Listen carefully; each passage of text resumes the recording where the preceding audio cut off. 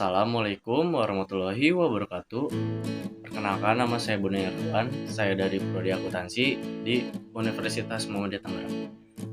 Di sini saya akan membahas sedikit tentang apa itu packing order theory. Menurut Meres dan Majlub 1984, packing order theory menganggap bahwa tidak ada tingkat cash holding yang optimal, tetapi kas memiliki peran sebagai penyangga antara laba ditahan dan kebutuhan investasi. Kas akan tersedia ketika profit yang dihasilkan perusahaan melebihi kebutuhan investasinya. Ketika kas tersedia dalam jumlah yang berlebih dan perusahaan yakin akan profitabilitas investasi mereka, maka kelebihan kas akan dibayarkan kepada para pemegang saham dalam bentuk dividen. Lalu menurut Keon 2000, perusahaan menerapkan kebijakan dividen untuk kesempatan investasi. Lalu, perusahaan lebih suka mendanai kesempatan investasi dengan dana yang sepenuhnya dari dalam dulu, lalu modal keuangan eksternal akan dicari.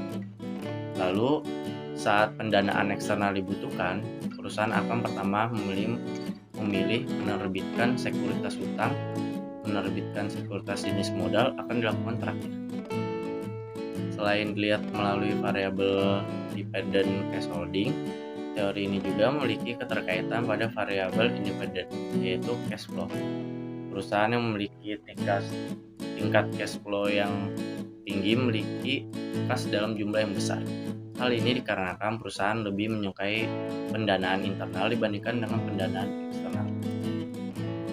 Variabel independent capital expenditure juga memiliki keterkaitan dengan teori packing order. Ada hubungan negatif antara capital expenditure dan kepemilikan kas karena dianggap sebagai arus kas keluar. Karena perusahaan yang memiliki capital expenditure berkaitan dengan dana yang akan dikeluarkan untuk memperoleh aset tetap. Jika sebuah perusahaan berinvestasi dalam aset tetap, hal ini mengurangi posisi kasnya.